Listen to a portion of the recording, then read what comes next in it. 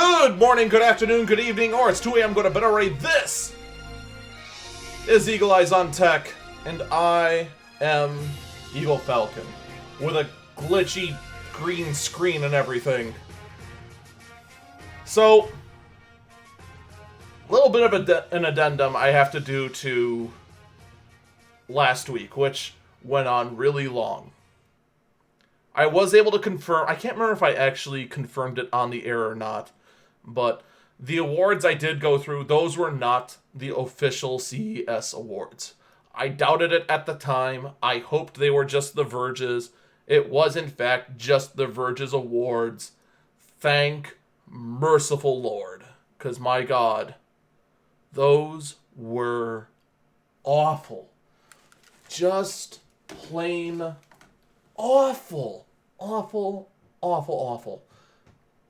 So, Engadget is still doing the official CES awards. Though, granted, nobody made a big deal out of them. It took a lot to find them. So let's talk about them.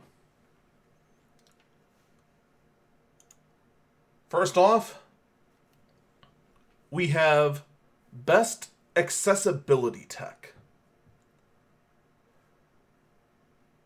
This went to the Will Model M.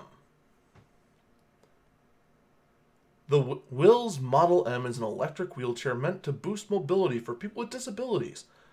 Powered wheelchairs have been around for decades, but this new version from Will has a compact, sturdy design that allows people to move across different surfaces independently.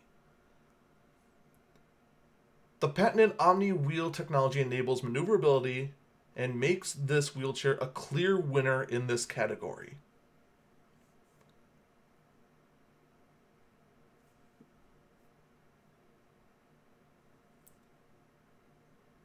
The only thing I can really say is, how many entries were there into this category? It kind of doesn't seem like there would be that many. But I mean, I can't be angry at this one. It's certainly a lot better than anything else I saw from CES that'd be considered as accessibility tech. So, I agree with that. Let's move on. Best Startup. Amber Agriculture. Plenty of startups promise solutions to problems that are either overblown or don't really exist. Let me interject. Never before have I heard a tech blog say a statement that has been more true.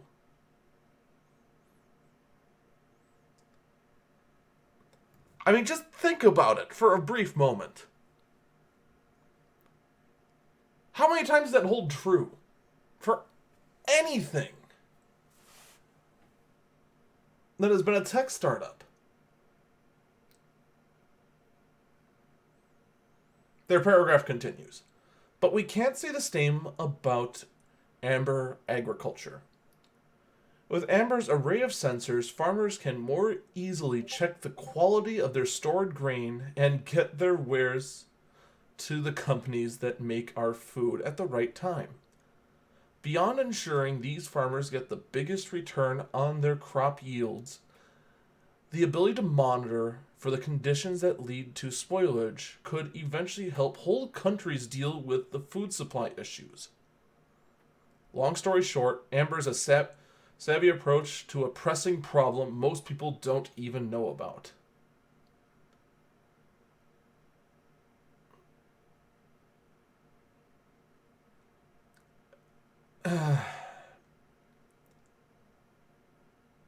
I don't know if it's that pressing an issue. I mean, it is important, don't get me wrong. It's an important thing to keep tabs on, but they're saying this like we just developed trains and we've been walking everywhere on horseback our whole lives. I mean, it's not critical, but I can see where this helps. And as far as whether it's the best startup, probably. I can't argue with that one either. This one, on the other hand, I think I can argue with. Best digital health and fitness product. The Willow Smart Breast Pump. Okay. So, right off the bat, I am obviously going to think this is stupid. Just because I am not anywhere remotely close to the target market for a device like this. Obviously. Obviously, I'm not.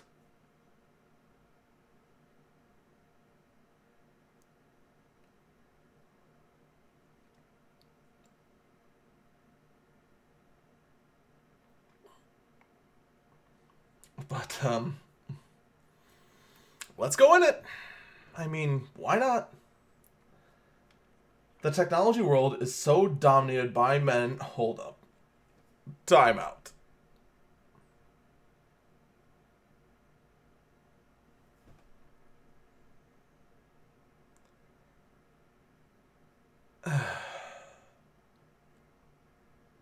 Right off the bat, we have the men dominate the tech sector. You have any idea how many women are out there in this thing?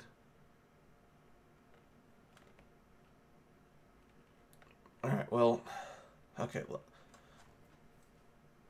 Aside from, alright, let's just move on and just move past the blatant claim that is implying that 99% of the tech world is men.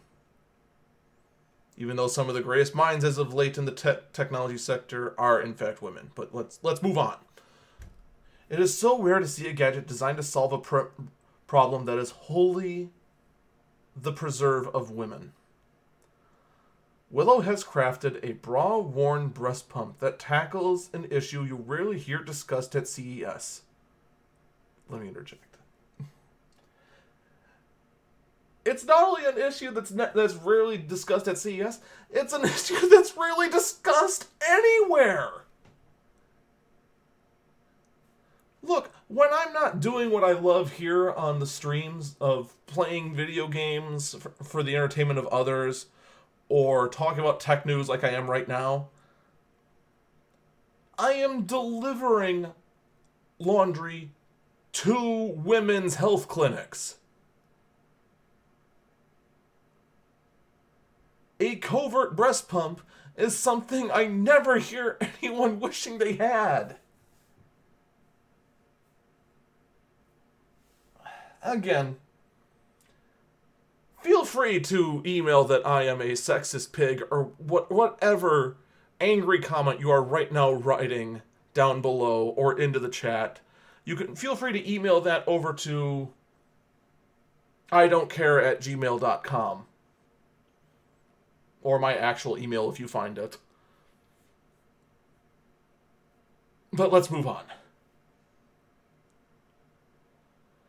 But this prize isn't just about rewarding a startup for helping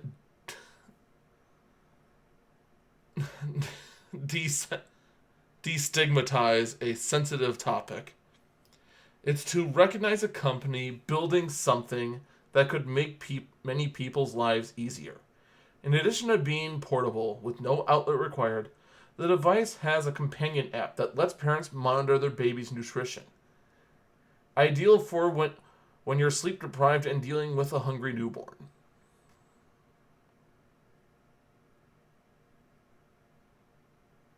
Okay, the companion app actually does sound useful, but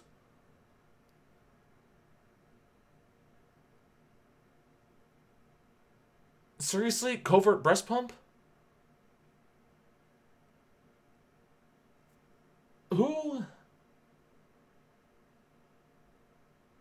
You know what? I feel like I'm walking through a minefield. Let's just move on and just let that awkwardly sit up there. Best wear...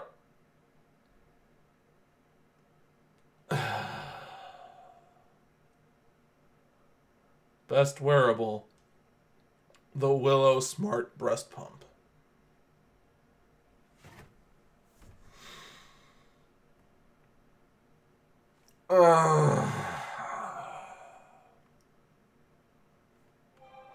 This thing's gonna haunt me forever, isn't it?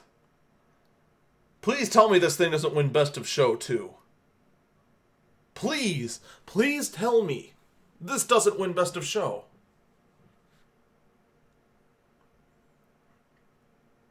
Okay, so the Covert Breast Pump won 2 awards. I guess I'll be fair and read this article, too. Too many wearables exist for gimmicky reasons. Only a few have actually made our lives more convenient.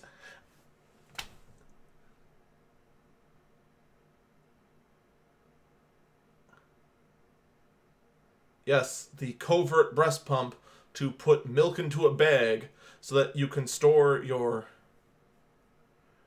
So you can store the milk for your newborn, Canada style, in bags. Makes our life more convenient. Willow's Smart Breast Pump belongs in the header category. This thoughtfully designed device is for mothers who want to avoid being chained to a wall outlet while breastfeeding. Okay, hold up here. You are not going to tell me that every single breast pump out there is not battery powered. I know not only are there battery powered breast pumps out there, I know there are ones that don't require power at all.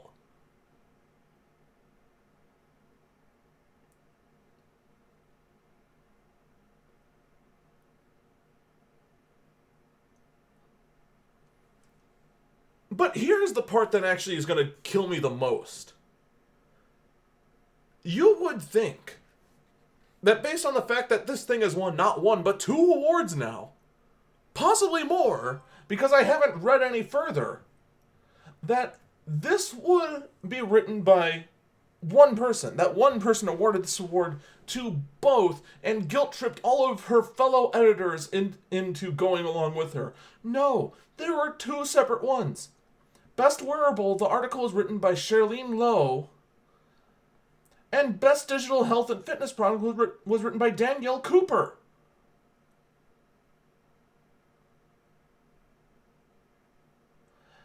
I swear to God, if I scroll down and this breast pump is there again, okay, thank God. Best Automotive Technology, Honda Ride Assist. Once again, CES has transformed itself into de facto auto show. Let me interject. No, it hasn't.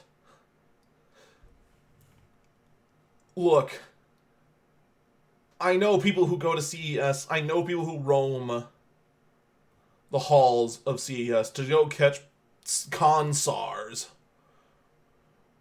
or CES Plague or whatever you want to call it.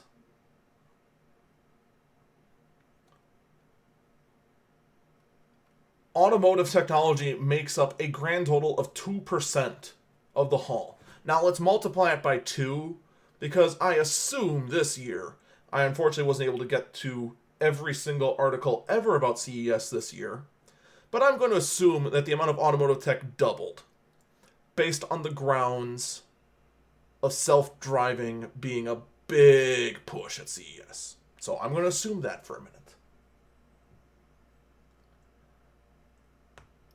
They're trying to talk about that CES is as big as, say, the Detroit Auto Show, where everyone brings out their best looking cars that are going to be the next year's models to feature the next newest this and that, and then it's filled with all sorts of concept-y cars.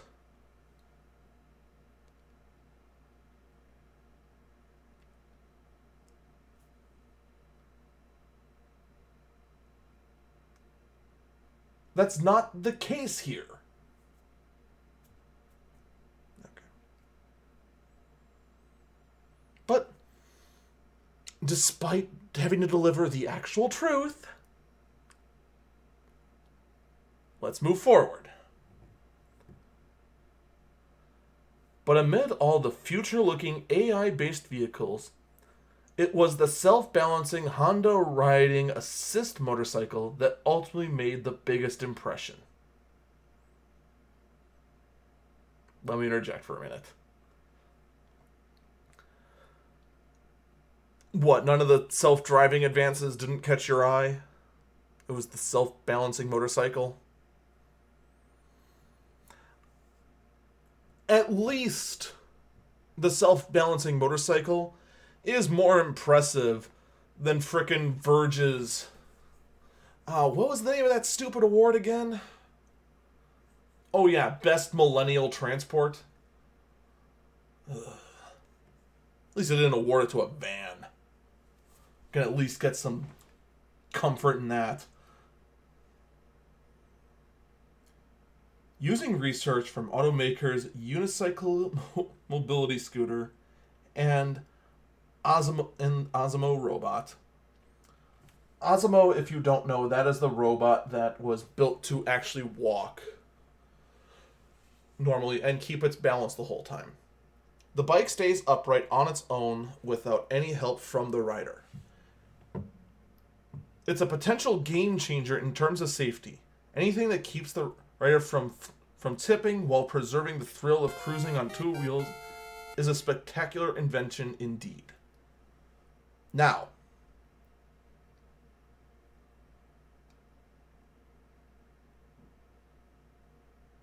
that would be nice if it made sure that it didn't overcompensate.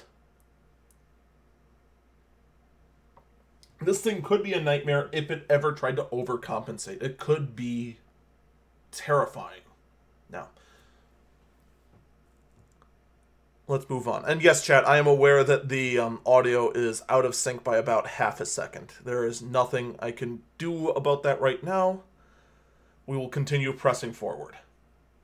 All right, best home theater product. Dish Air TV. The Engadget team spent a particularly long time debating this category. Really? Did you really spend a whole lot of time debating this category? Okay.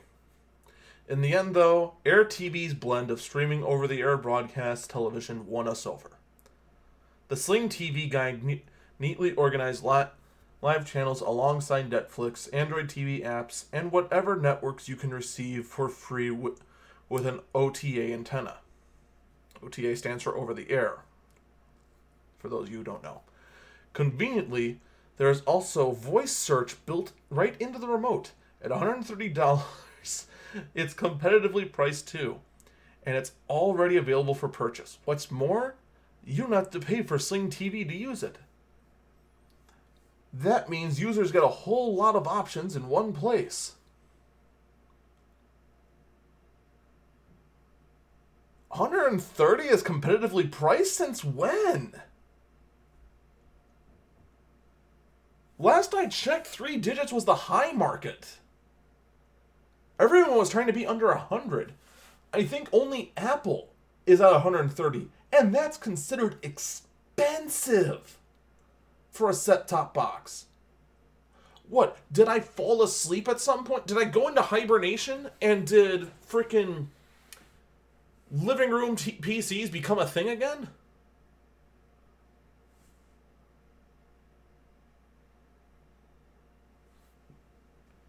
But, I mean, other than that, the actual layout of the programs actually does sound kind of nice.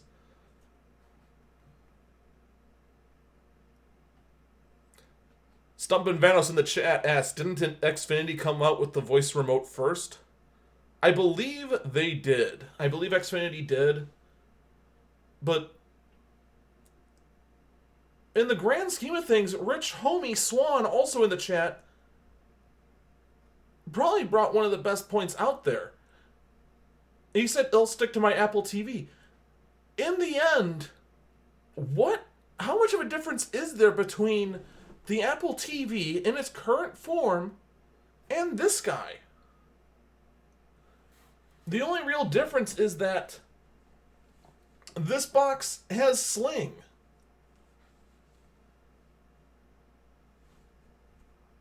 But when push comes to shove, that's all it got. All it has.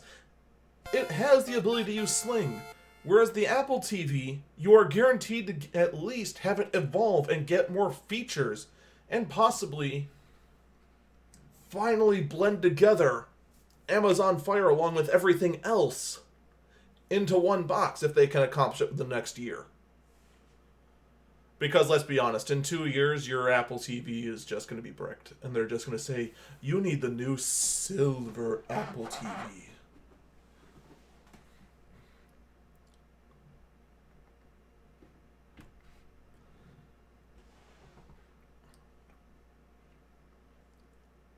But when push comes to shove, I mean, people are just going to go for a Chromecast.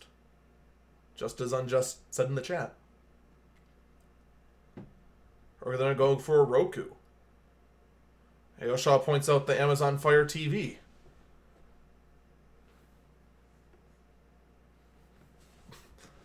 And apparently I leaned back far enough that people are now complaining that my head vanished on the stream. Let's move on. Before I go, woo, and my head cuts out again.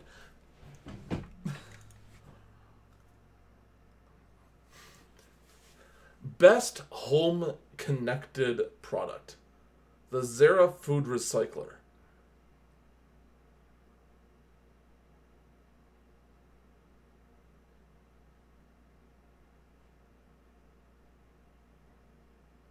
I have a question before I even read this article and find out what this does.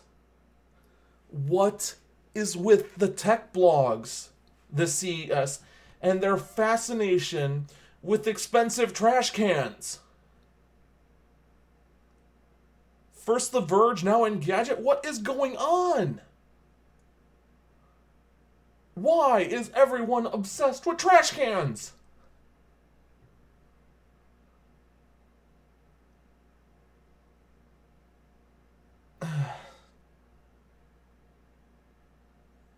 All right.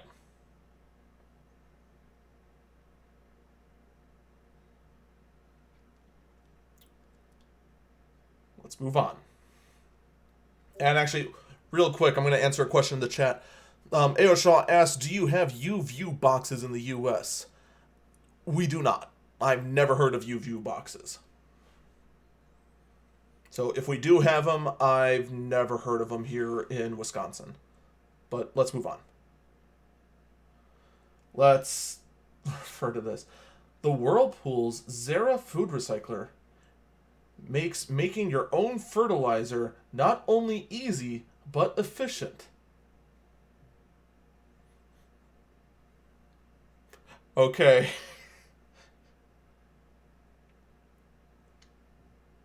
This is gonna sound incredibly redneck of me. But I know an extremely easy and efficient way to make fertilizer as well. It's called opening a window and throwing your scraps outside into the backyard.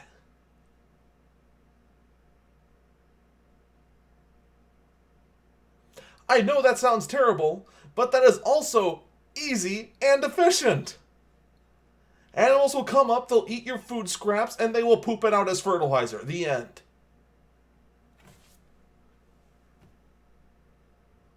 When this is your goal, to create fertilizer easily and efficiently, you have already failed in your core concept. Let's move on. For urban gardeners or folks who just want to reduce the amount of waste they send to the local landfills, the fertilizer making device is one button simple, turning food scraps into fertilizer in about a week.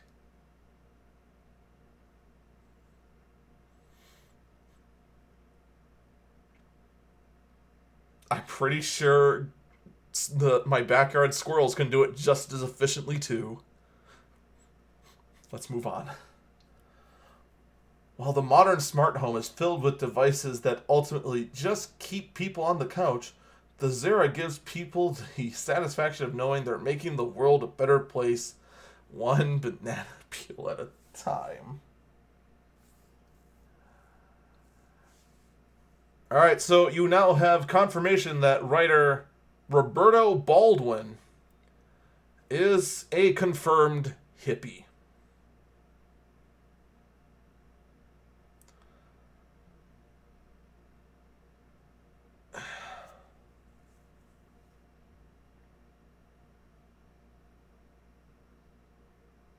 Look, this is the stupidest thing I've ever heard. This this is just, what do you say to this?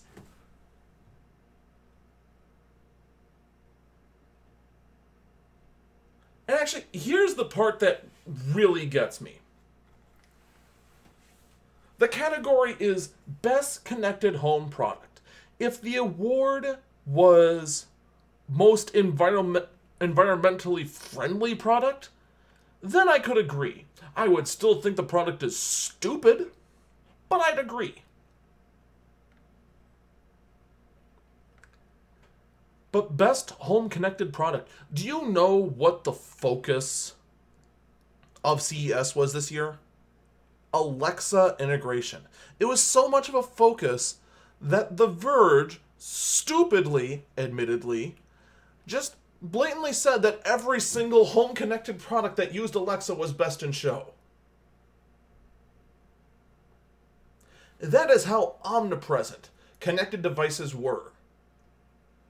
But in the entire network of every single manufacturer anointing Alexa as the hub for the smart home, for the Internet of Things, you're going to pick a landfill in a can as your winner.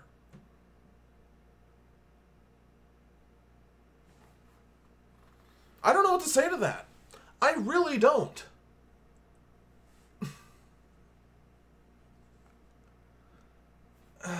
It's just moving on.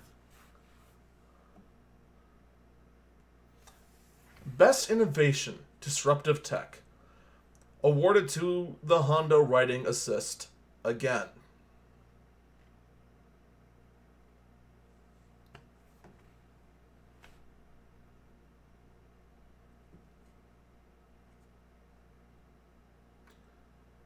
Alright, well, for the second year in a row, Automotive Technology is taking our Best of CES Innovation Award, Honda's Writing Assist. Oh, I'm sorry, I read that wrong.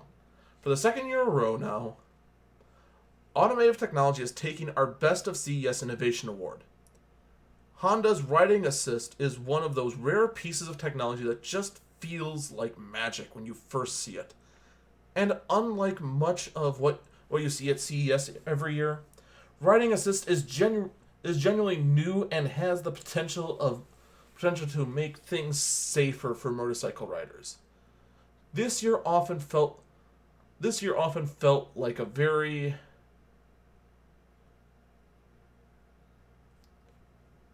interactive CES. I think that's supposed to be interactive, but they have it written as iteractive. ITERATIVE.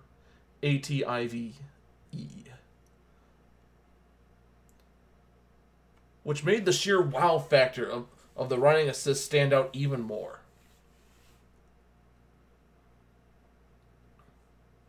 And once again, I have to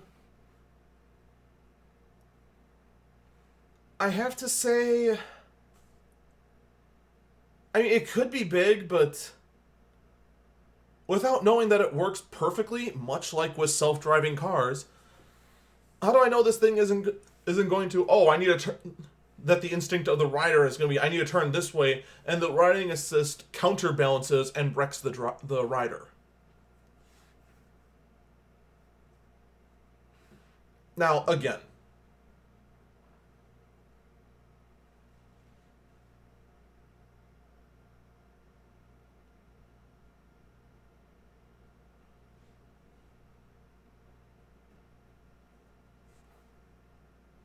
Now, maybe I mean, clearly I'm not there. I wasn't there.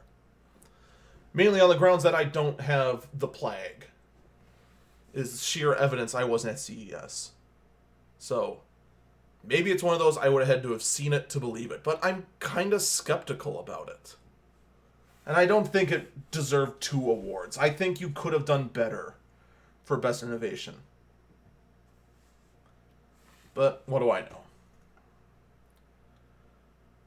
Now comes Best Mobile Device. The Asus Zenfone AR.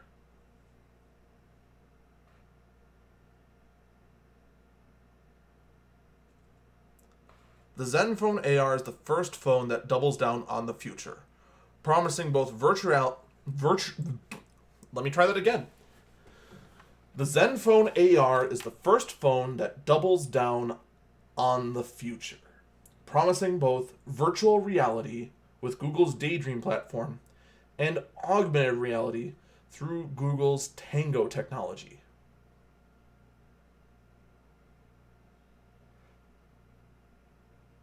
No other smartphone does both.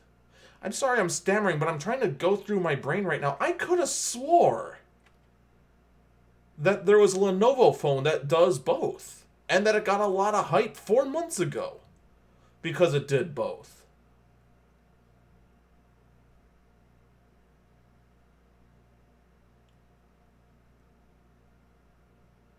I was pretty sure that there's a Lenovo phone that did both.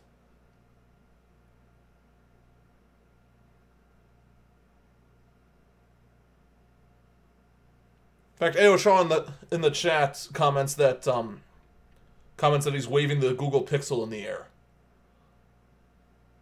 So does the Pixel do both as well? I just find it hard to believe that this thing does both. The only thing I'm going to say actually is... One thing I will say that actually is impressive is the stuff that follows. It continues. To do both features justice, Asus has crammed in 8 gigabytes of RAM, 3 camera sensors, and Qualcomm Snapdragon 821 processor, all wrapped up under a 5.7-inch AMOLED display.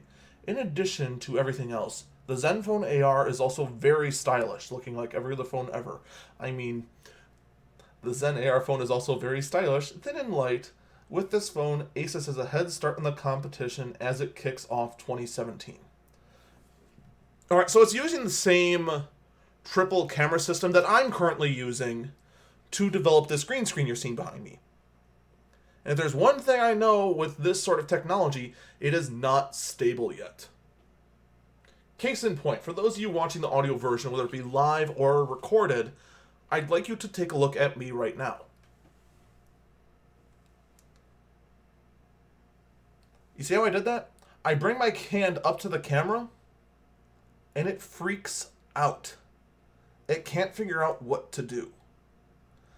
In addition to this, after a certain distance, it also freaks out.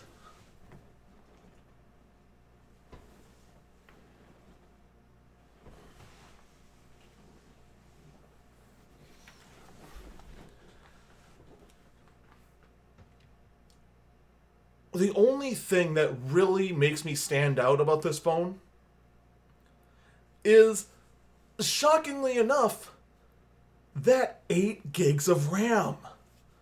Oh my god, yes.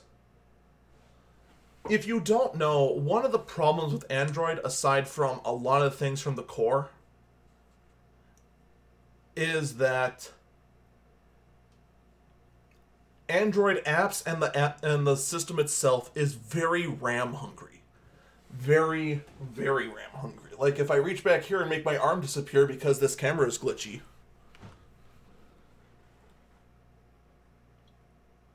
And if I actually go through and show you my current RAM usage, you will find that out of the 4 gigs I have, I am currently using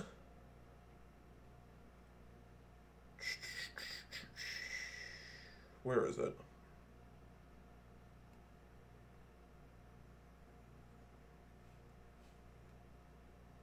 Oh wow, seriously? I do have 8 gigs on this thing. Neat. That was my other... Oh, that's right. It was my other phone that... Wait. No, this thing... Ah, whatever. The point is that Android on normal usage uses about 8.6 gigs of RAM. After you got some apps open and everything. You close all your apps, it's about 3 gigs. So if your phone's running on 2 gigs of RAM, like a lot do, you're in constant swap, and that makes the system bog down to no end. But this is also in addition to every other problem that Android has right now. So the fact that this thing has 8 gigs of RAM is already a very nice touch. And the Snapdragon 821 is a very good processor. So even if you don't get this thing, for the AR and VR gimmicks that are filled with bugs like this, it's still a great phone. So I have a hard time insulting this too much. So let's go to best TV product. And I am not surprised at all that this won it. Best TV, the LG OLED W series. I talked about this last week, so we're going to go over it very quickly. LG's flagship OLED is our best TV winner for the third consecutive CES. Now, to this comment, I disagreed in the past with the best TV winners before. I have a hard time arguing this one. I thought LG did a fantastic job with this TV. The article continues. Even as technology is popping up across other brands as LCDs continue to improve, this is still the best display we've seen during this show.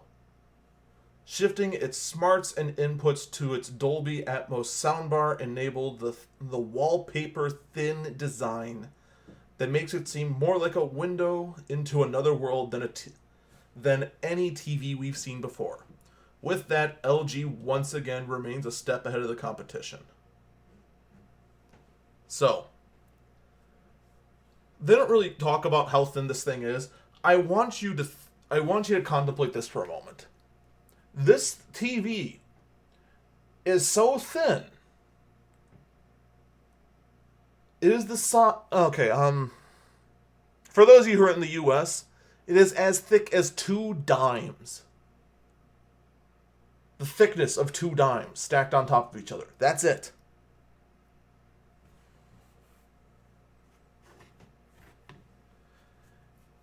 For those of you watching the video version and you're not sure what a dime is, that means it would be roughly, I don't know, about this thick. As the thing just freaked out. What if I put it over here? Nope. Nah, it's just glitching out. It's not working. The camera can't even pick it up. Kind of the problem with this setup, but oh well. It is a crazy thin TV. But the only problem I have with it is the fact that it's OLED. And I know that's supposed to be one of the perks. That's why it's so thin. But let's say you had this thing and you just decide, you know what I could do instead? When company's over, I could have it pose as a painting. The problem is if you do that, it causes burn-in. OLED has the same problem as plasma. If an image stays on the screen too long, it causes that image to be burned into the screen. So, as cool as it would be to have this thing up and have it be a painting that you're just like, oh, okay, let's just flip a switch and have it reveal itself to be a TV, it's a bad idea, which is kind of a shame.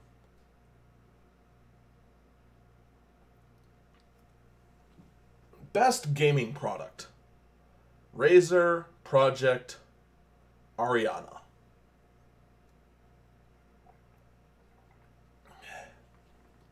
This is...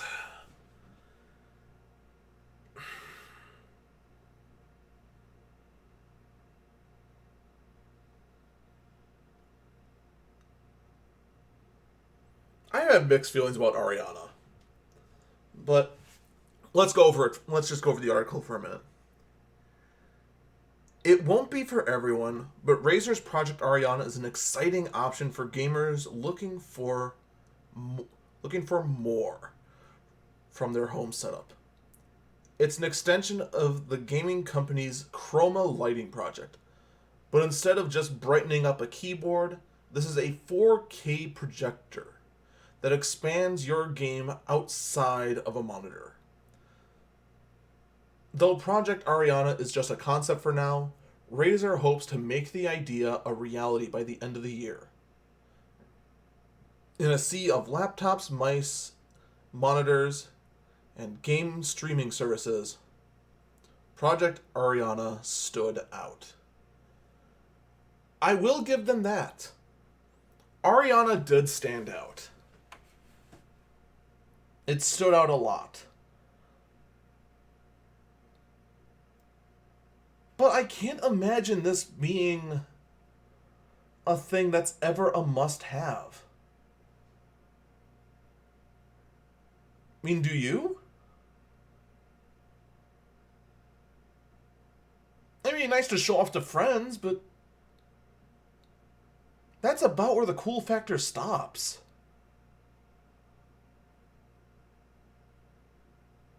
It's not really practical. But that's what it is, and it's hard to say that it wasn't a standout. It definitely was.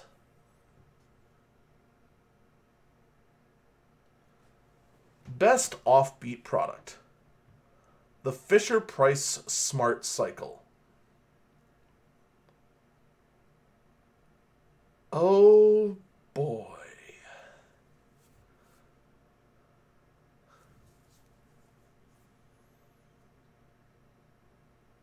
I don't even... Should I even talk about it? Because, I mean... I always thought you awarding an offbeat product was kind of stupid to begin with, though nowhere near as stupid as the Verge's awards. This is just... Let's just move on. Let's just move on. Just not going to talk about it. It's a freaking exercise bicycle for kids. All right, let's just don't acknowledge it. Best maker friendly technology. Lego Boost. If we want people learning how to build for themselves, we might as well start when they're young. Lego has been doing that for decades, but its new Boost set lets you build 5 different motorized creations and program their actions with the accompanying tablet app. It's similar to Lego Mindstorms, but much simpler. Created with younger builders in mind. Naturally, too, you can augment your creations with any other Legos you may have tucked away in the closet. While this kit seems great for kids, I'd be lying if I said I wasn't interested in checking it out for myself.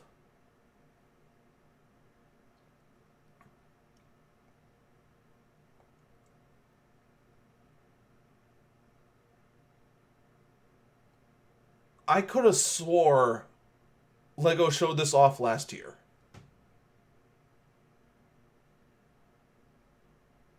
I mean, literally, I'm pretty sure this is just Lego Mindstorms from last year. The exact same thing. A.O. Shaw in the chat, in fact, agrees with me. I'm pretty sure this is the exact same frickin' thing. What else is there to say? Oh, you have Nathan Ingraham. Ingraham? I think I said it right the first time. You have him to blame for this getting an award. Again. For the second year running.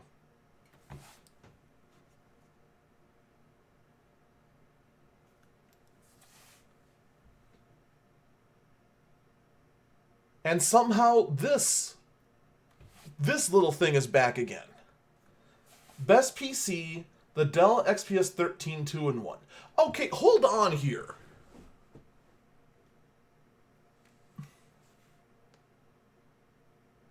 This is the exact same laptop I ranted on The Verge for claiming it's the best PC in show. Are you kidding me?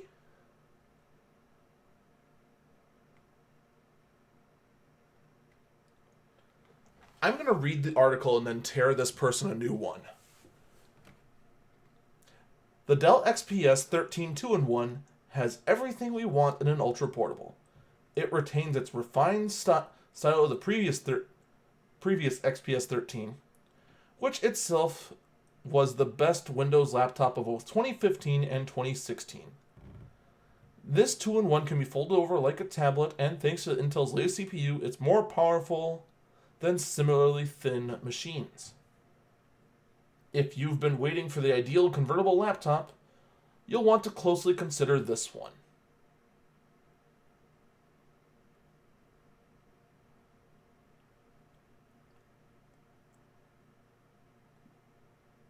But that's all it is. It's just another thin and light laptop. It's like every other thin and light laptop. The only thing that's different between this and other thin and light laptops is the fact that this one has almost no bezel. Why?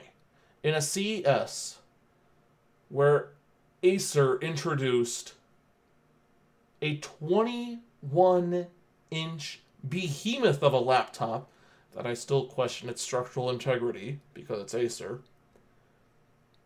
And in a CES where Razer introduced a triple screen laptop. And those are just the two I could find right off the bat. I'm sure frickin' HP had some sort of crazy Grimmick laptop somewhere out there. I'm sure Alienware is showing off their new prototype somewhere at CES. I'm pretty sure that Lenovo is showing off their next ThinkPads. But no, you picked the most boring, generic laptop ever. As much as I love Dell, my saying with them has been the same for the past year that I've been doing this podcast. Dell setting the golden star, or I'm sorry, oh God, I can't even remember what I've been saying now. The gold star of mediocrity. They are the best at being average. Now, this year I predicted they'd start pushing the envelope a little bit. I predicted that this year would be the one they'd start doing some redesigns. This isn't a redesign. This is the same laptop they introduced 2 years ago.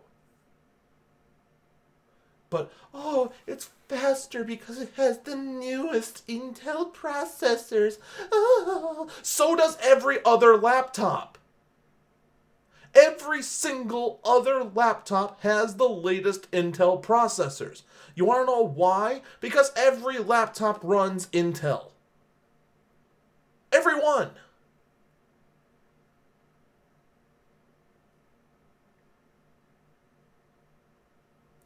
There is no reason that yet another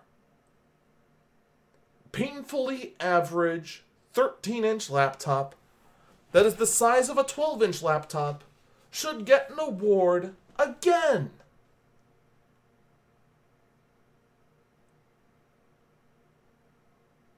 The worst part is that The Verge did it too.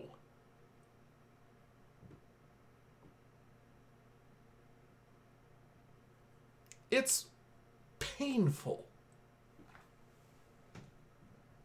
to see this get to be rewarded again.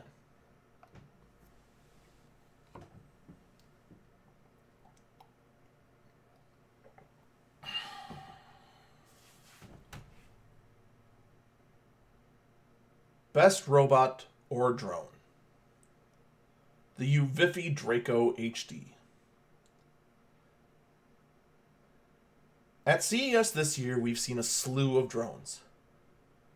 But the Uvifi stood out for a number of reasons. Drone racing is becoming increasingly popular, but there are still many challenges for new pilots to get into the sport.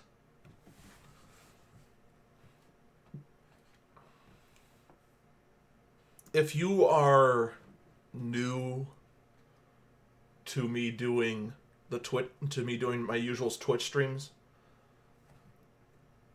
or if you've been around for a while, you know that there has been a bit of a joke. It was originally started by Aoshaw, where there's me using the term streaming career with 10 million quotes around career. I'd like to take that same number of quotes and put around the word sport. The drone racing sport.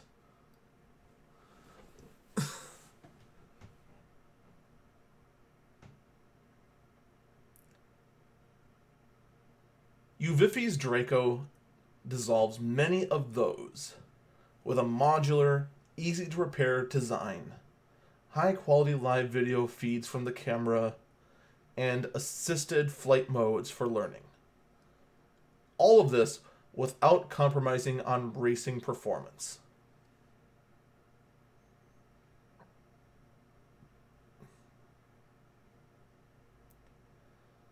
I'd like to know how much this thing costs, because this thing looks like it should cost $50.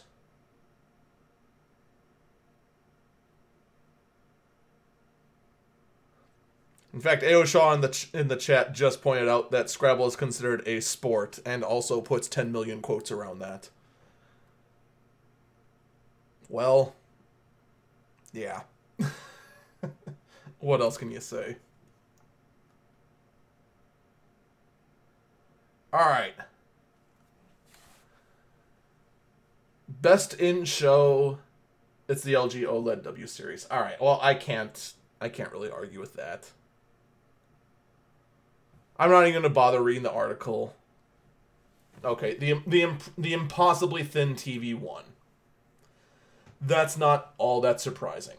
In fact, if I'm willing to go with what should be predictable, the next award should be the People's Choice Award. And if there's anything I know about CES history, the winner is going to be the Razer Aria, which is the only Razer product that managed to get into the awards, therefore is guaranteed to win the People's Choice Award, because the Razer cult always turns out en masse to vote for Razer.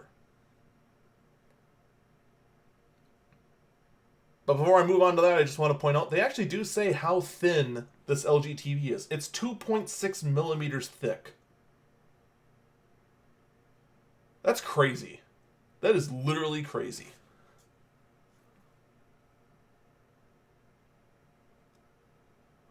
So, that's the best of show. It's an LG TV. That's only surprising because it's been a few years since a TV won CES, even though TVs used to always win CES. And, oh, look at that. I was right. People's Choice winner, Razer Project Ariana.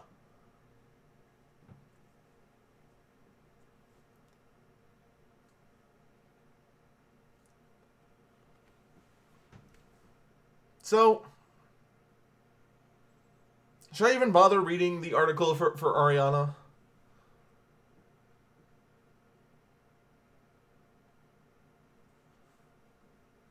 Razer is yet again the winner of our People's Choice Award. Well, that concludes the article. I mean, it's no surprise. The Razer cult always turns out for them in the People's Choice Award. Aoshaw asked what would happen if you dropped a TV that thin. Ooh.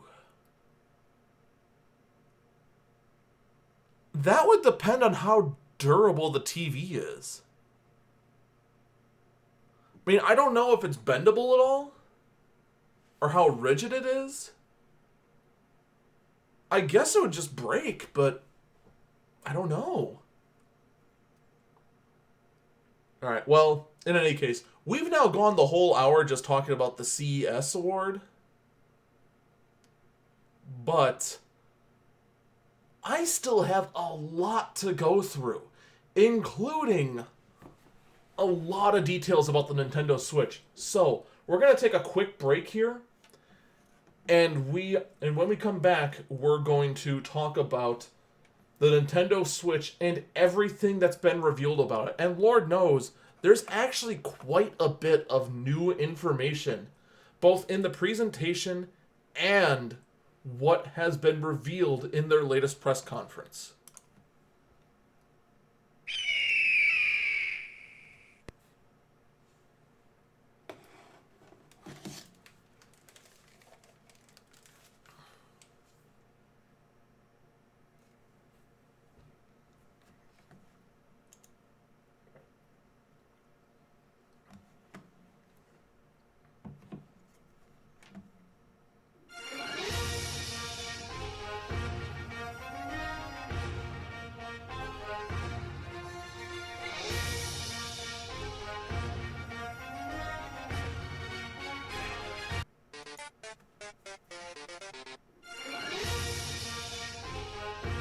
Well, that went wrong. Because technical difficulties and misclicks are one and the same. Good morning, good afternoon, good evening, or it's 2 a.m. Go to bed. This is the second hour of Eagle Eyes on Tech, and I am Eagle Falcon. I couldn't just stop at 1 hour. There is too much to talk about. Far too much. Especially since Nintendo went ahead. It was Thursday night, I believe, at 10 o'clock my time, that they went and did a live press conference / commercial for the Nintendo Switch. And there's a lot that was revealed. For starters, the Nintendo Switch is coming out, I believe it's March 3rd, but now my page doesn't have the date on it. Yep, it is launching March 3rd, and it is going for $299.99 US. You should check Nintendo.com/switch/home for whatever it will be in your... Actually, just look up Nintendo Switch and you'll find whatever the price is in your area. Pre-orders are supposedly going now, but I'm going to go over why not pre-ordering it is probably a better idea. So, few things have been confirmed. For starters, it is in fact, as we should have already known, but somehow some people didn't know, it is both a home console and a portable console. So, this means that this tablet can sit in a dock, hook up to your TV by HDMI, and you can play on a very semi-awkward looking boxy controller. You can then slide off the two side controllers that Nintendo calls the Joy-Con. I am going to call it the side controller because the name Joy-Con just sounds dirty. I can't put my finger on it, but it just sounds like something you'd find at an adult toy store. But in any case, you slide them on and it becomes a portable tablet that you can play on the go.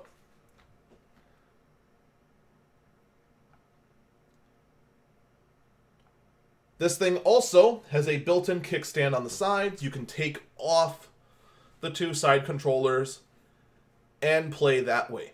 The side controllers do have accelerometers and gyroscopes built into each one. so they can be used as motion controllers, very similar to the Wii. In fact, in their press conference, they even went through and loosely tried to tie in various features from every single console they developed before the Switch and tried to claim that the Switch is a conglomerate of all of them. Aosho in the chat, I will be getting to what the games are in a bit. I do actually have a full list of currently confirmed games. Now, in addition to this, the controllers do also have what's called the Joy-Con straps, which I will from here on out be calling straps, that can slide onto each one, that does add shoulder buttons and a wrist strap, very similar to what the Wii used to make sure that while you're bowling, you don't chuck a controller into your TV.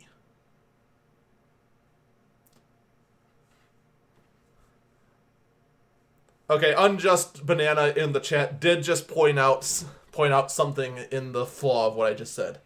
No, they did not say that there are Virtual Boy features in this thing. They did not acknowledge that the Virtual Boy existed in their press conference. They did acknowledge that the Wii U existed in their press conference, which is kind of interesting because really the Wii U contributes nothing to the Nintendo Switch.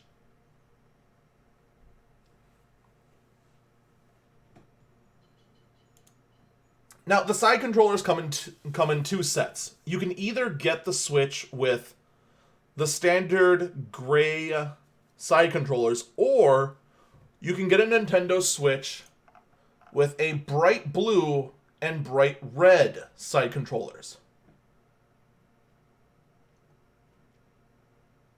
I'm going to be perfectly honest, I think that looks terrible. I think it's cute, but I think it's god-awful. Because while the thing's on, it just looks like you stole parts from 3 separate Nintendo Switches to make yours.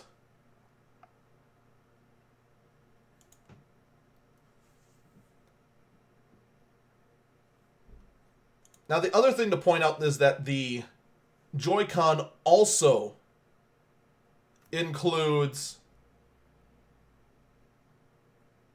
I'm not sure the right way to phrase it. Inside these controllers, there's also a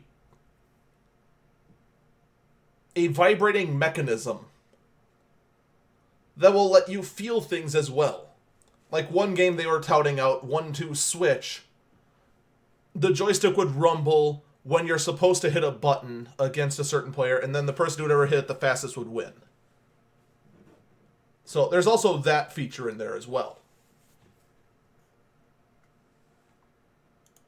Now, I want to go over a few things on the actual device itself, because this is all information that you didn't get from the press conference. It was only revealed here on the site.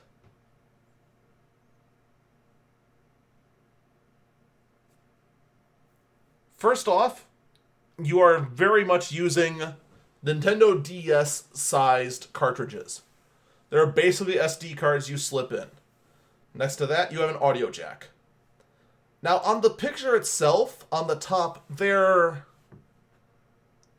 I'm not sure if that's a speaker on top, or if that's some sort of vent.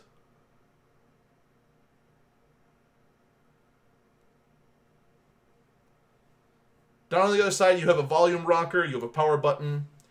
It is confirmed that the screen is a touchscreen. That was a big debate for a while, and we do have confirmation that is now a touchscreen, most likely a capacitive touchscreen. You have 2 front-facing speakers. You hear that every tablet maker ever? Front-facing speakers. Do that. You have the rail, brightness sensor, and so on and so forth. You then have a kickstand. There is a micro SD card slot. And one thing of note,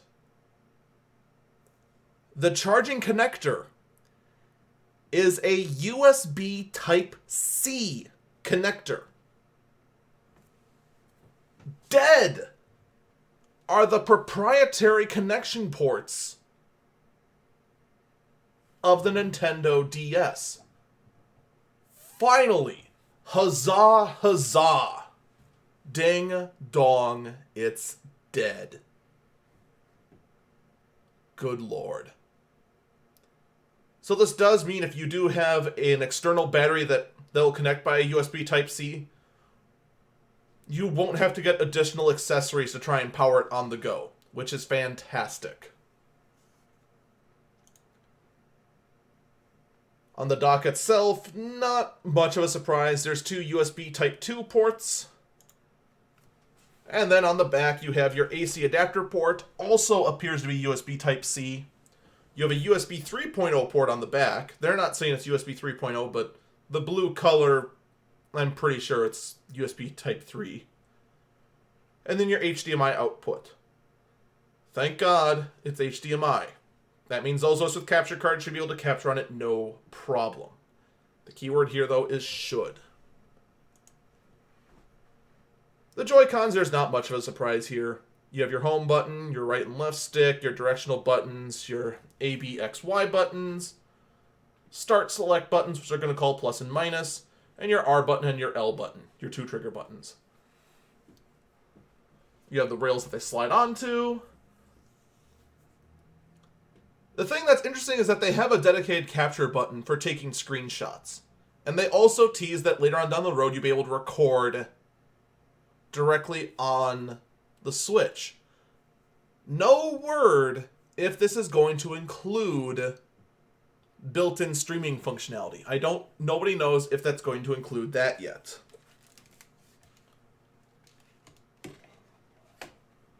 We'll find out though down the road. You then have your Joy-Con grip. This is where the side controllers slide onto to make the whole controller. There also is a Xbox style Pro controller that will also be able to be connected to the Switch.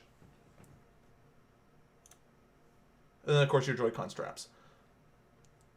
Here's some of the important details though.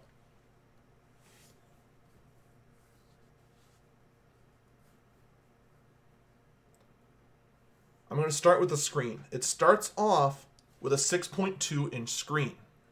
So, if you have a large phone, this is about what you're expecting. About this big, slightly bigger. What I'm holding in my hands right now is a 5.7 inch screen. So, a little bigger than that. Honestly, I like that size. Screen resolution is 1280 by 720. Fun little fact. Me and another streamer looked up what the screen resolution was on the DS, the former Nintendo portable. It was 240p. I'm not even kidding you. 240. So thank God we've evolved to actual HD resolution. I don't know if that means it will do 1080 on a TV. Though considering the fact it's only running on a Tegra, I think it's probably better that it does it at 720. Internal memory, it's running on 32 gigs of internal memory, a portion of which is reserved by the system, blah blah blah. Users can easily expand storage space using micro SDXC cards. This means you should, in theory, be able to add half a terabyte to a terabyte to the device. So you should be able to expand more than enough. Battery life is where it's going to be a punch to the gut. Battery life can last for more than 6 hours, but will vary depending on the software usage. For example, and brace yourself for this one, The Legend of Zelda Breath of the Wild can be played for roughly 3 hours on a single charge. Ow.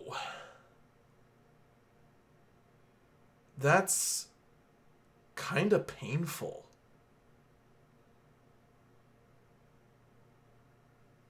Now, in fairness to Nintendo, there has not been much of an advance in battery technology for a long time. There just hasn't been.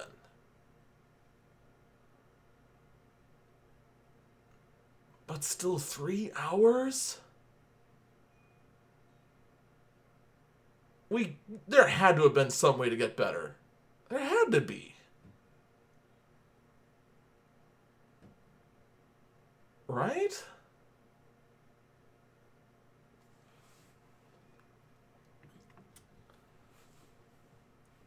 But again, the fact that the charging connector is USB Type-C, which is a very easy to get connector, external batteries will save that factor. In fact, I wouldn't be surprised at all if some company out there was already designing a back case for it that plugs into USB Type-C in order to double or triple up the battery life of this thing.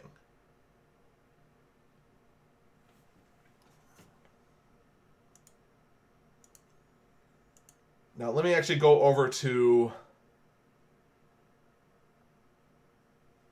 one of the other punches to the gut on this thing.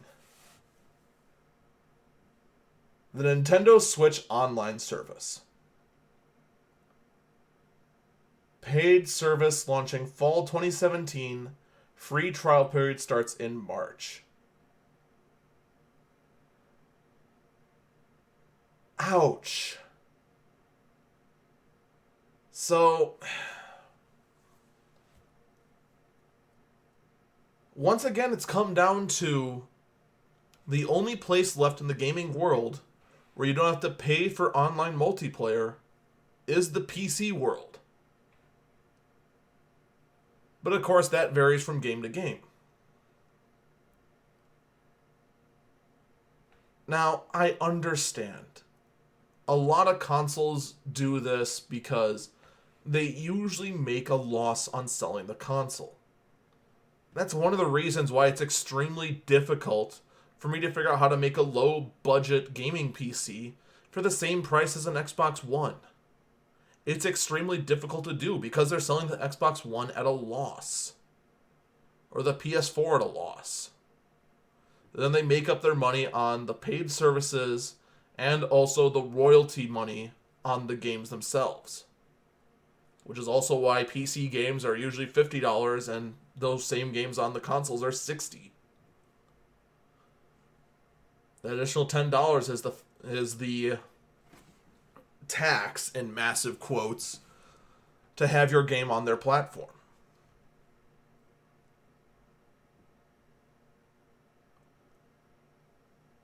But considering the fact that this sort of money skimming exists on the game side to begin with, and would also exist on the freemium features as well. So, like, say, if you put a freemium game on there and you had in-game online purchases, the same providers would also take a cut of that. It feels like a sucker punch to then be paying to just get online in the first place.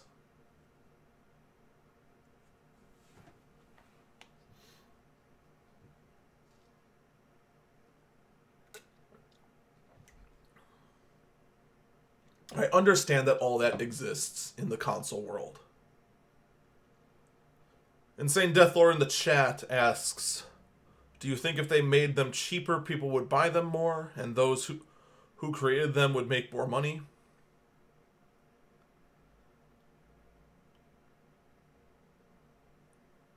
The way the console world works is that they want as low of a cost of entry as possible.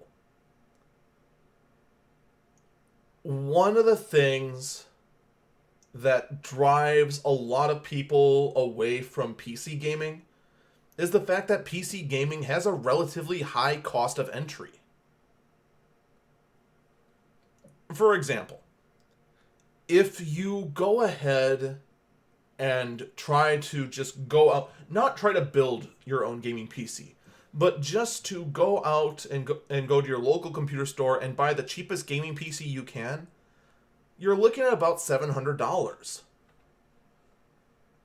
Now, if you build it or modify a used PC or anything of that nature, you are going to get lower. You could easily get lower. But when you talk about a cost of entry for $700, that's kind of a turnoff. A lot of people love the $100 or the $200, well, not the $100, the $200 or the $300 or the $400 cost of entry into the Xbox One, the Nintendo Switch, or the PS4, respectively. Well, not completely respectively. You know what I mean. That's why that works in the console world. And then they make their money up elsewhere.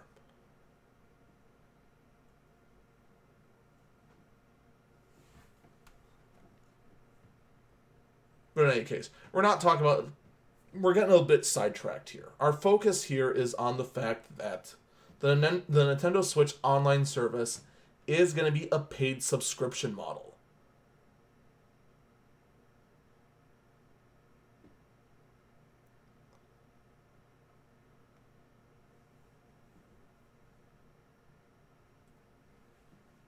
So, what's going to be available in March as the free trial? Online play on the Nintendo Switch. You'll be able to play. You'll be able to play compatible co-op and competitive games online by signing on with your Nintendo account. Online play will be free for Nintendo account holders until our paid online service launches in fall 2017.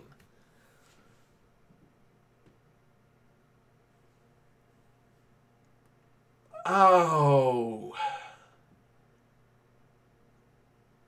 Right there, that just sounds like a bad model. It's not even they're going to be launching the full-featured online system off the get-go. They're putting out a bare-bones online system until the paid one's out. So,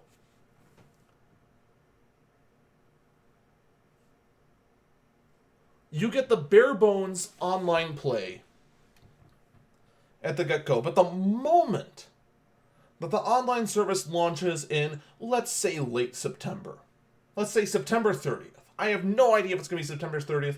Let's just say it is. The moment that Switch Online Pro launches in September 30th, you are no longer able to play online. You are then sucker punched. And you cannot get online anymore. You then have to go and pay the subscription. Now, the notes they put down. After the free trial period, most games will require a paid online subscription from Nintendo in order to play online. This does say most games. So this does imply that other games can use their own servers and not use the Nintendo Switch server. That's a possibility. They also note this service is for Nintendo Switch. It does not affect the Wii U or 3DS systems or online play. Good. That's good.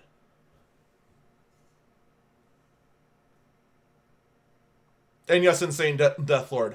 As soon as I'm done with the show, I can help you with your computer build. I love designing. Anyway, planned for fall 2017. Online lobby and voice chat.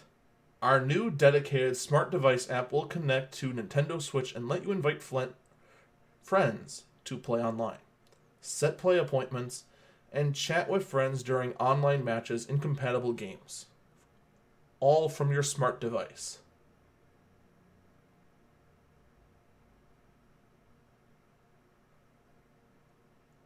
Wait a minute. From your smart device?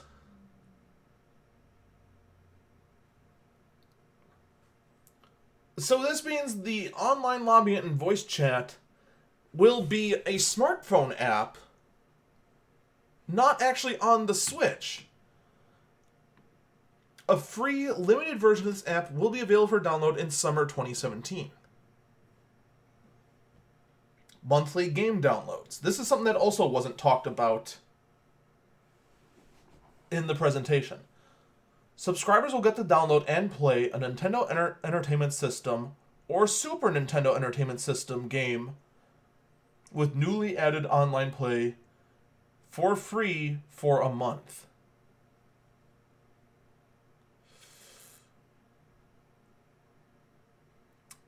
I don't like the way that's phrased.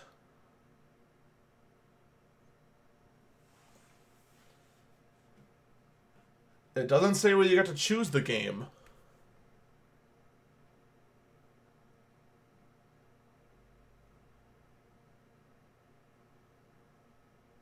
And it doesn't say how long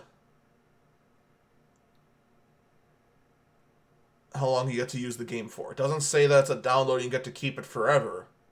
So you can just very slowly build up your NES library you had from way back in the day. I don't know.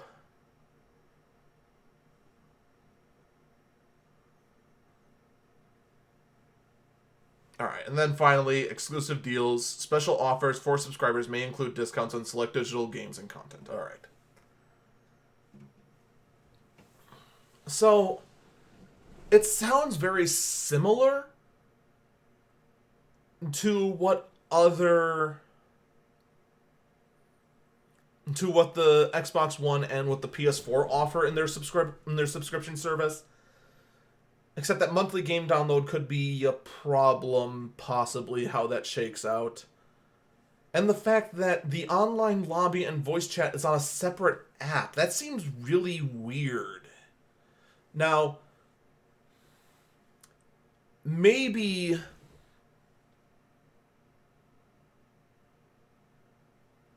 everything will go well.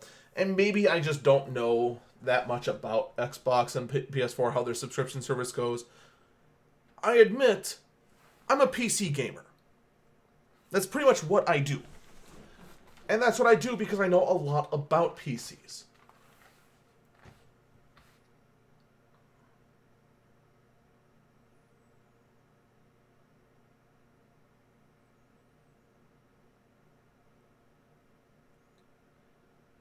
So, they do have a chart down here that does say what subscribers and non-subscribers get. So, online gameplay, that's going to be subscribers only. Online lobby and voice chat app, subscribers only. Monthly game download, subscribers only. Exclusive deal, subscribers only.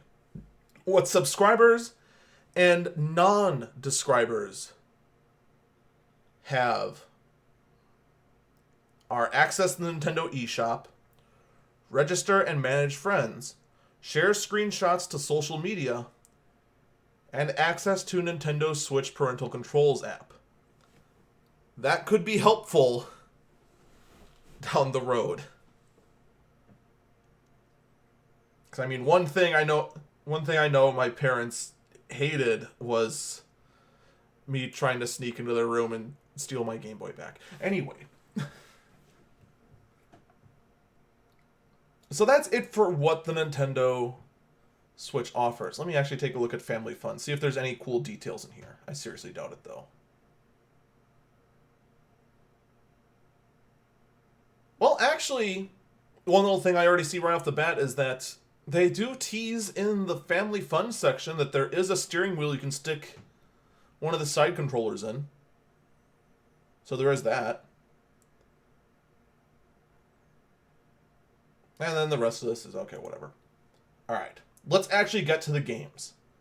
And this is going to come to the point I was making earlier.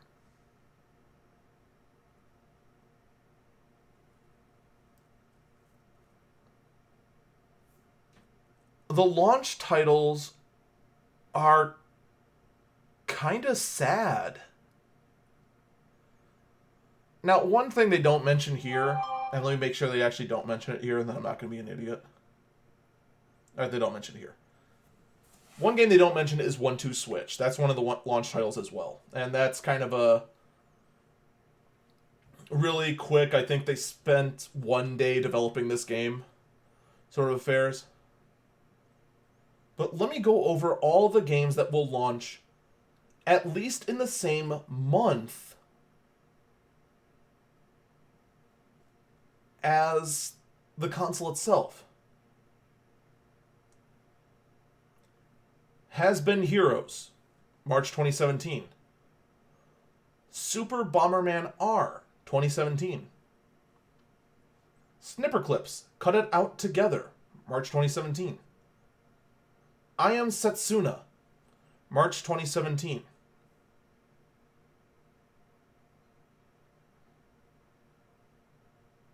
That's it.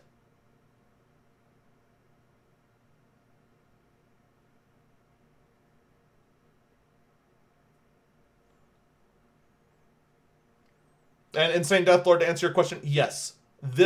I am just talking about Nintendo and the Switch right now. This is all Nintendo news. I have no new information regarding the Xbox or the PlayStation.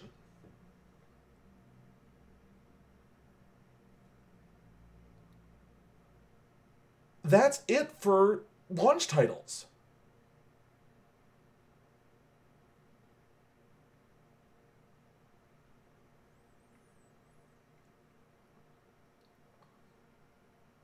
Now, in April, you actually have a game people are going to be interested in Mario Kart 8 Deluxe. That's coming out April 28th, 2017. Now, there's a bunch of stuff that could be coming out. That are coming out in spring. I'm willing to bet going to be late April, early June. That's going to be Sonic Mania, spring 2017. Puyo Puyo Tetris, spring.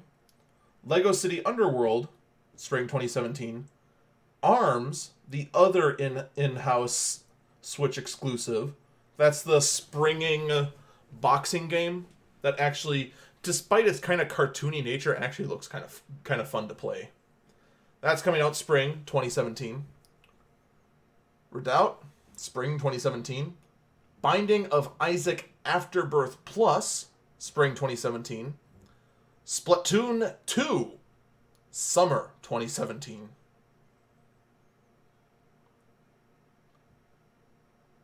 And that's all you have. That's pretty much the entire launch section right there.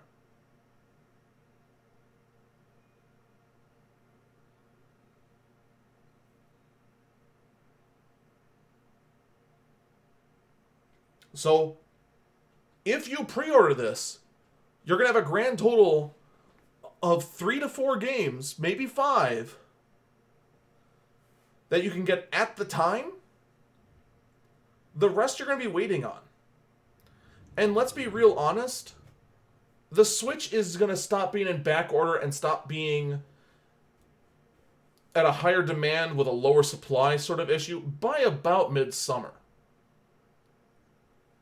Once summer passes, that's when NBA 2K18, Skyrim, Super Mario Odyssey, Fire Emblem Warriors all starts coming out. Super Mario Odyssey and Fire Emblem Warriors, the two hotness titles that are going to be really sought after, not coming out until the holidays. December, those aren't going to come out. Now, I'm going to be fair.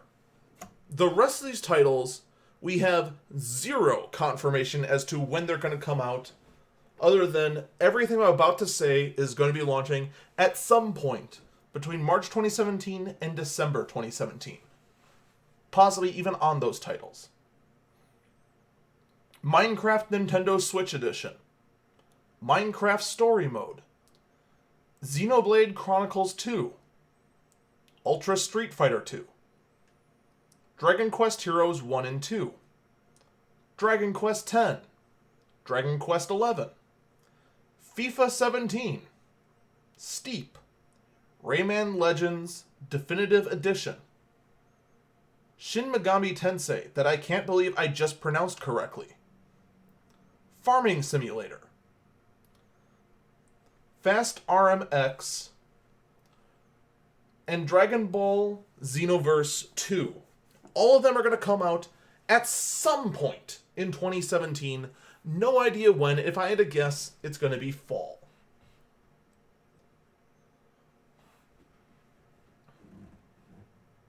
Stardew Valley, Yooka-Laylee, Seasons of Heaven, and Sacred Hero all do not even have a release year yet.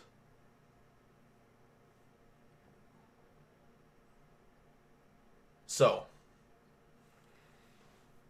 I'm going to be real honest. I'm going to be getting a Switch. I don't see how any way I don't end up with a Switch. But it's not going to be on launch day. It is probably going to be sometime around my birthday that I'm going to end up with a Nintendo Switch.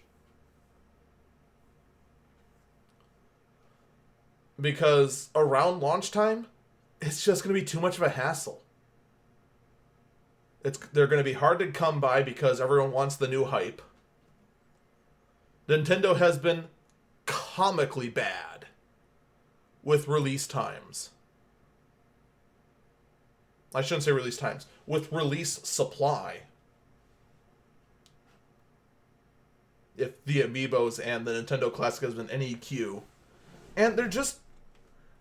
I don't see any of these early release titles that really catch my eye as something I need. The closest one I see is either ARMS or Splatoon 2. Maybe The Binding of Isaac. But at the same time, if I really want The Binding of Isaac, I can get it for the PC as well. Or for the anything.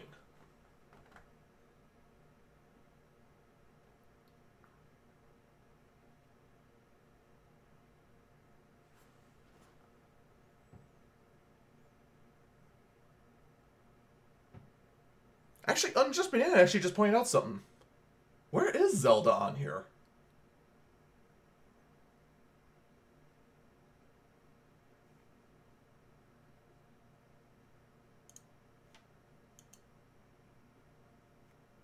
I know there's a Zelda game. When is the Zelda game coming out?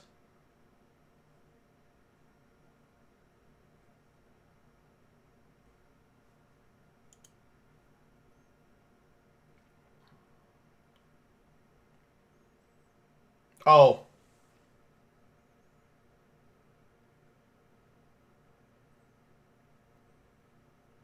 Well, don't I look like an idiot? Okay. I take back a chunk of what I just said. The new Zelda game is out day one. Holy crap, 1-2 Switch is $50? Ugh. No. That's just... No. Ugh. It's a little gross. So yes, if you are a mega fan of Zelda, you can have that day one. I will be brutally honest. I'm not that big a fan of Zelda. It's a fun game. I'll play it here and there, but Zelda is not compelling enough for me to have a Switch on day one. And I'd kind of highly recommend for the rest of you that unless Switch demand is incredibly disappointing and it'll go for the normal 300 from the get-go, I'd kind of hold off till summer. Summer's about when all the good games are going to start showing up. It just makes sense to me that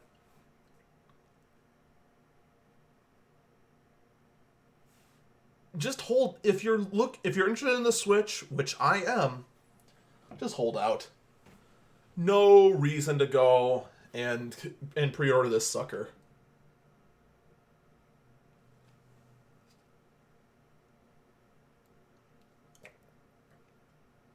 Now, enough of the Switch. I think that's enough Switch news for one day. And we're probably not going to talk about the Switch unless there is some other huge revelation within the next few months.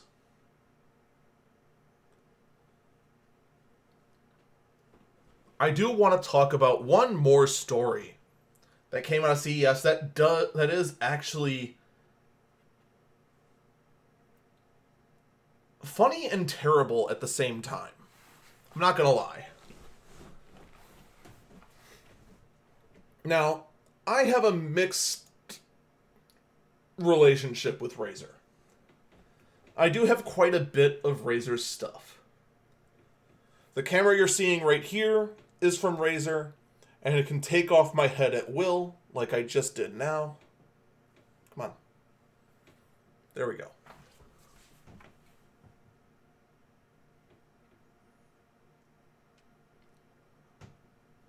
My keyboard is Razer, though a couple of the LEDs are already failing. My mouse that I'm kind of okay with is by Razer. My headphones that I actually hate are from Razer, that already broke right here. If you can see that. So, I give Razer an A for effort most days, but their stuff just isn't well built. It isn't well thought out. Because, I mean, look at this. It won't do it now. And Real Nana is all over Mob Crush. Yes, I do read the Mob Crush chat. But I mainly just stick to only answering questions while recording a podcast. So, that's where I stand with Razer. Now, their triple screen laptop. I love this laptop just on the grounds that it... Oh man, it just does so many cool things. It tickles my techno lust for those triple screens on something mobile. Just bring this thing in and just unfold it. And it's got enough power in there that it is literally your mobile workstation on the go. Granted, it's only 17 inches, whereas here I have 324 inches. But hey, it's a fantastic laptop. And I'd love to see what the price tag is going to be on this thing when it launches, so then I can go shudder in reality and then go, oh, well, now I'll never get one.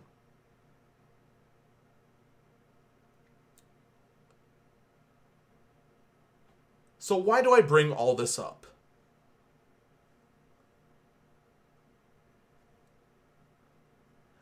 I bring this up because Project Valerie, the triple screen laptop, was stolen from CES.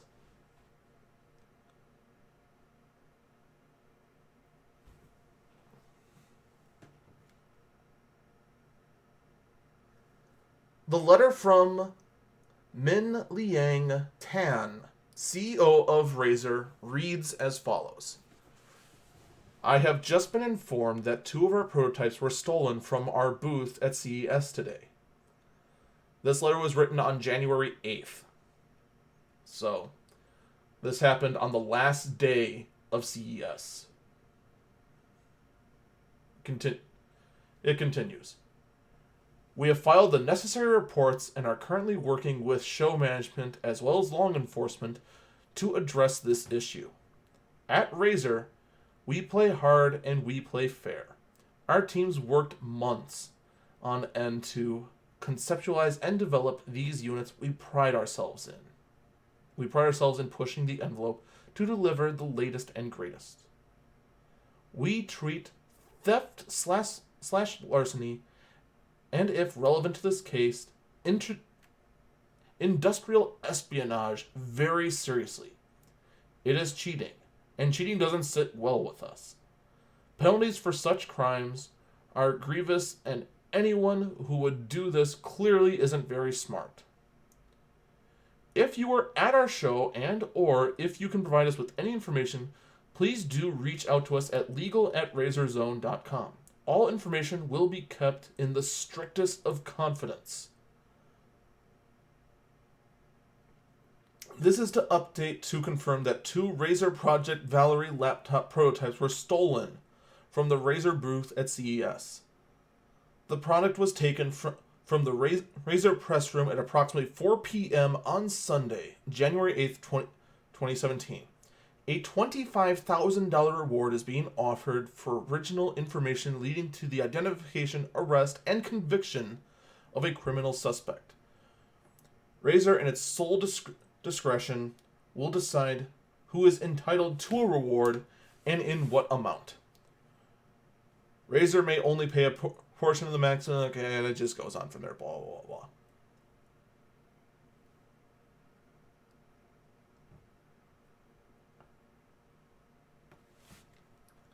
Now,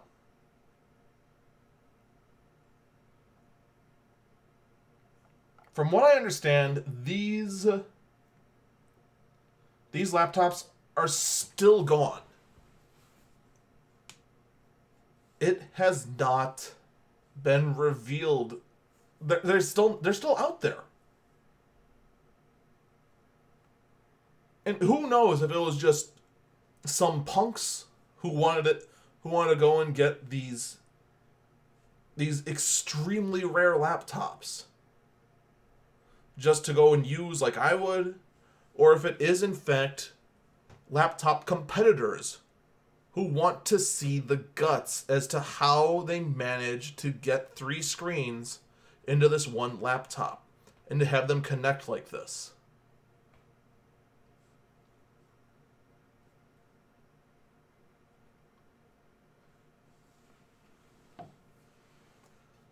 I'll tell you one thing. If they were smart, it would be the latter.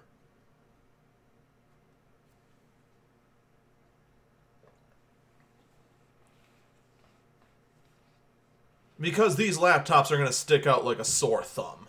I mean, come on. A triple-screened laptop?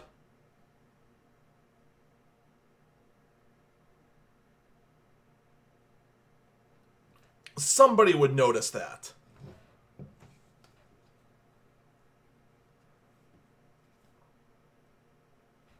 And the other comment I have to point out is how the heck were these stolen?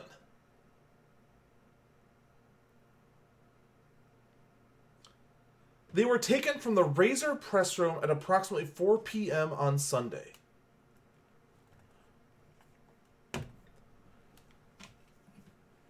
Here's my question for Razer. Did you not use a Kingston lock?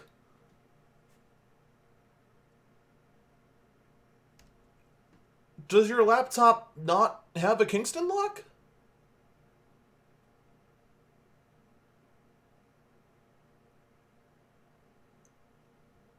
How did you guys lose 2 massive triple 17-inch laptops?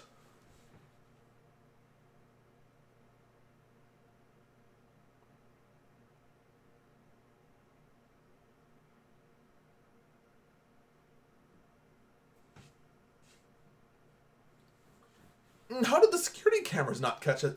I have so many questions as to how these laptops went missing. Now, someone asked, would they have a tracking chip in it? Insane Deathlord in the chat asked that. I doubt it, just because a tracking chip would require the laptop to have GPS in it.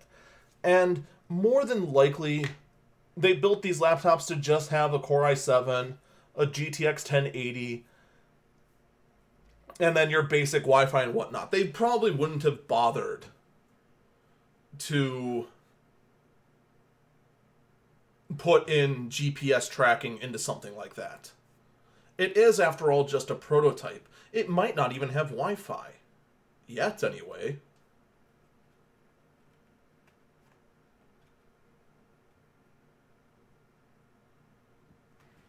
But now Unjust Banana does point out that, stuff is stolen from cons. It happens. I get that. But this isn't like someone going up and stealing some swag off a desk. Like, it is easy for someone to take a phone like this, sleight of hand, and then tuck it away in a pocket without anyone noticing. We're talking about 17-inch laptops with two 17-inch wings. The only thing harder to steal would be a TV.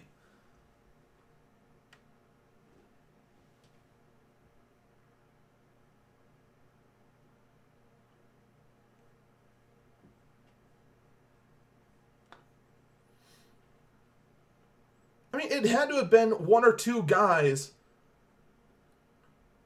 I can't imagine they would have dressed up as staff. You have nowhere to hide something that big. Unless they went through with a cart.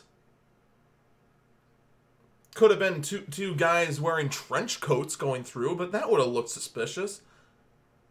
I just don't understand how something that massive could have been not only stolen, but stolen so covertly that they're still at large. Especially with CES security. The security cameras had to have seen something, but apparently not. We're now 6 days after the fact.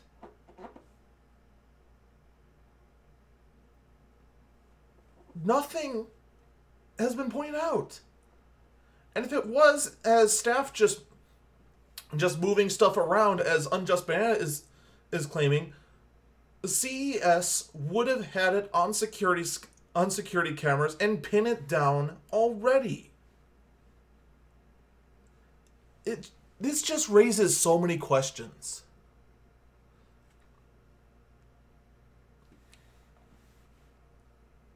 So many questions.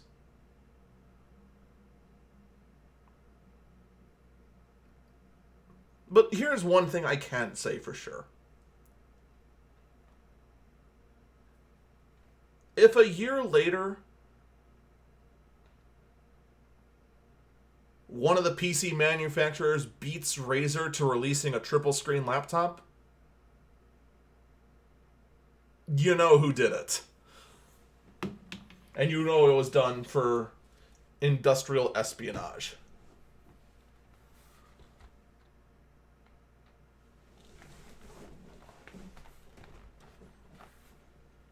It's still just fascinating that it even happened.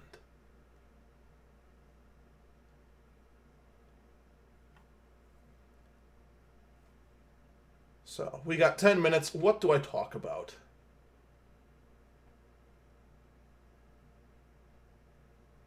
For the last, please. Let's talk about Samsung. Why not? Why not talk about Samsung, right? So, let's actually just talk about phone innovation for a minute. One thing that's been kind of a big letdown lately is the fact that there has been very, very little phone innovation. I mean, heck, a powerful VR-capable phone won Best Mobile Device at CES. Not a whole lot of innovation. And really, when push comes to shove, what more do you want out of a phone? I mean, already these things are a pocket-sized computing device. And really, the only thing left that we want out of these devices is to just be able to work well.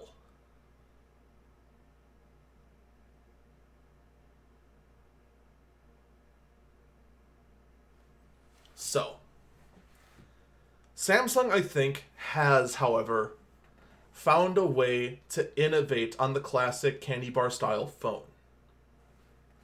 And we've been talking about this a little bit, but more and more rumors are swirling up that Samsung could be developing a smartphone that folds open into a 7-inch tablet.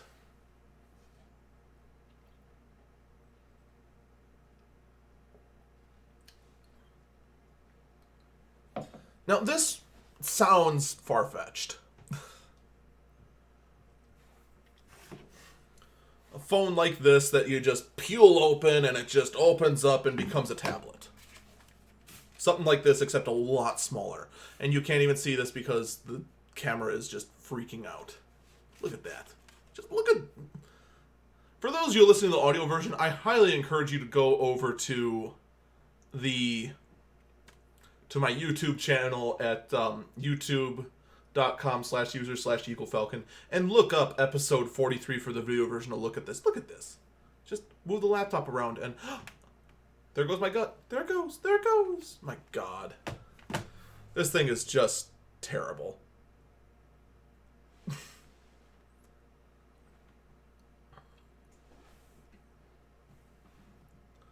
Now, more and more rumors say that Samsung's doing this. And a couple CESs ago, Samsung has shown off that they have the technology. They have the technology for a foldable display that can, in fact, curl up about this narrow. Roughly 1.5 centimeters. So, whereas 2-3 years ago, I would have said it's kind of far-fetched, I don't think it's all that far-fetched now. I think it's very possible they could be developing a 7-inch tablet that can fold up into a phone. And that could, in fact, be the next level of phone innovation. Now, this could just as easily just be a gimmick that falls flat on its face. Lord knows Lenovo's attempt, also Motorola's attempt, since they're now one and the same, at innovation by having swappable backs to add new features to a phone, well, that went nowhere. It really didn't. I mean, how many of you have seen that phone in the wild and people just swapping off their battery back and putting on a zoom camera back? Very few, and I thought that was cool too.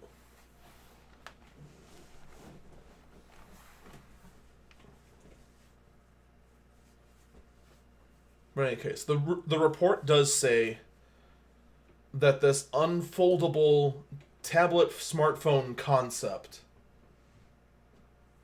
is internally called the Galaxy X, but I'll just flat out say it now. It's reported that it's going to come out in Q3 of 2017. So this means sometime in July, August, or September that it's going to come out. Most likely September, if this report is correct.